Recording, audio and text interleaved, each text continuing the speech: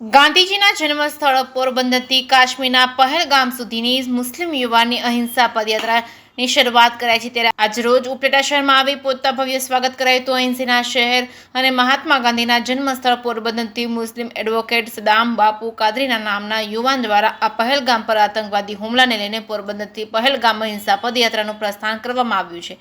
ગાંધીજીએ અપનાવેલ માર્ગને સાર્થક કરવા ભારત દેશમાંથી હિંસાને ખતમ કરી અહિંસા લાવી તેની પ્રેરણા લઈને સદામ બાપુ કાદરીએ ભારત દેશમાંથી આતંકવાદને ખતમ કરવા અને પહેલગામ હુમલામાં મૃત્યુ પામેલા હિન્દુ મુસ્લિમ સમાજના લોકો માટે પ્રેરણાદાયી કાર્ય કરવા આ પદયાત્રાનું આયોજન કરવામાં આવ્યું છે, જેમાં દરેક શહેરમાં મુસ્લિમ સમાજને પોતપોતાની શક્તિ પ્રમાણે આર્થિક યોગદાન કરી જે પણ રકમ એકઠી કરવામાં આવે તે તમામ રકમ હુમલામાં ઘવાયેલા અને મૃત્યુ પામેલા લોકો સુધી પહોંચે તેવી વિચારધારા સાથે સૌ પ્રથમવાર દેશની એકતા અને અખંડિતતા જાળવવા દેશ પ્રેમ સાથે વિશાળ લોકોની હાજરી સાથે અહિંસા પદયાત્રાનો પ્રારંભ કરવામાં આવ્યો। આ યાત્રા પોરબંદરથી નીકળી ગુજરાત શહેરમાં આવી પહોંચતા ઉપલેટા બસ સ્ટેશન ચોકથી વિવિધ સમાજો મુસ્લિમ તેમજ હિન્દુ સમાજના આગેવાનો રાજકીય લોકો દ્વારા જાહેર ચોકમાં તેમનું સ્વાગત કરાયું હતું। વિશાળ રેલી યોજી દરેક પ્રતિમાને પુષ્પાંજલિ અર્પણ કરી પદયાત્રાને આગળ પ્રસ્થાન કરાવ્યું હતું। જે કે સિંહ ગુજરાતી સાથે અર્શી આહિર ઉપલેટા।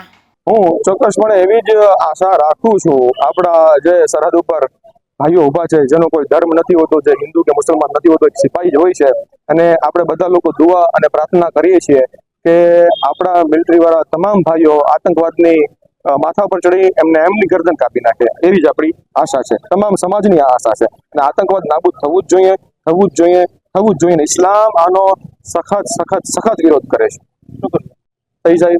અને પહેલગામમાં જે આતંકવાદ તરફથી હુમલો થયો છે અને જે આતંકવાદનો શિકાર થયો છે, જે લોકો ભોગ બન્યા છે, એમની શ્રદ્ધાંજલિ માટે અને એમની ફેમિલીને આપણા સમાજમાંથી અથવા તો મારા ગ્રુપમાંથી હું કાંઈ પણ રેસ કરી ને એ લોકોને અર્પિત કરી શકું, મારો સમાજ અર્પિત કરી શકે એવી મારી ખાસ મારા મિત્રો, મારા ગ્રુપ પાસે અને મારા સમાજ પાસે હું અપેક્ષા રાખું છું કે 10 રૂપિયા 20 રૂપિયા દઈ અને એ જે લોકો ભોગ બન્યા છે એમને 1 લાખથી 10 લાખ રૂપિયાની મદદ આપણે કરી શકીએ। મારી આ જ સંકલ્પ છે। તમને આ જે ફંડ ભેગું કરવાનું છે, તમને આશા છે કે તમે સારું ફંડ જમા કરી શકો? ચોક્કસપણે કેમ ના કરી શકીએ? લોકો પાસે 10 કે 20 રૂપિયા આપણે એક્સપેક્ટેશન રાખતા હોય તો એ કેમ ના આપી શકે, અને એ પણ આવા લોકો માટે કે જે લોકો શહીદ થયા છે તમે થઈ જાય।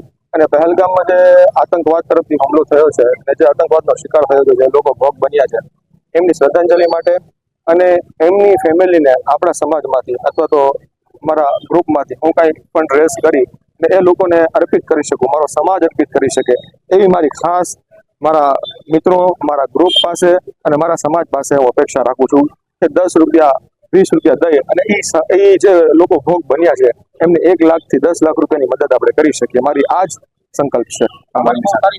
તમને આ જે ફંડ ભેગું કરવાનું છે, તમને આશા છે કે તમે સારું ફંડ જમા કરી શકો? ચોક્કસપણે કેમ ના કરી શકીએ? લોકો પાસે 10 કે 20 રૂપિયા આપણે એક્સપેક્ટેશન રાખતા હોય તો એ કેમ ના આપી શકે, અને એ પણ આવા લોકો માટે કે જે લોકો શહીદ થયા છે। પોરબંદરથી અહિંસાની ભૂમિથી લઈ અને કાશ્મીરના પહેલગામ સુધી હું ચાલતો જઈશ જ્યાં સુધી આ સફર પૂરો નહીં થાય।